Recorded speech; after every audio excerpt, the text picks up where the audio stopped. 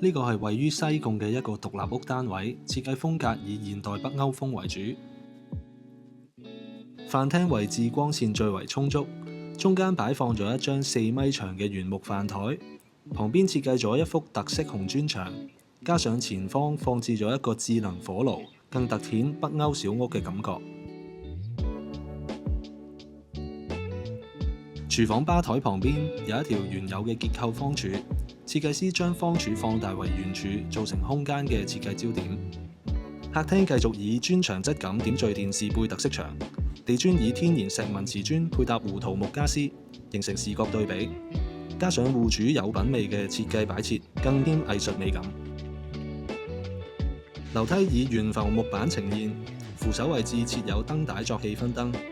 樓梯旁邊設置咗間隔櫃，貫通3層串連空間，俾戶主擺放富生活味嘅擺設。小朋友房設計師想增加房間嘅趣味性，選用咗紐扣型嘅掛鈎同埋衣櫃嘅抽手。天花都用咗夜空星星做主題，更適合小朋友。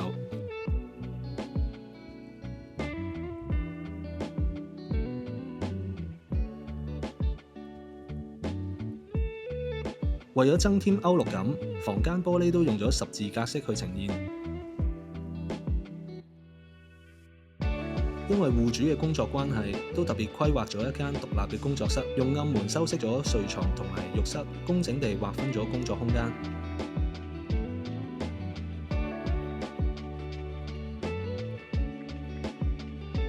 主人房亦有另一個工作室，以長虹玻璃分間，透光唔透視，增加私隱度而不失採光。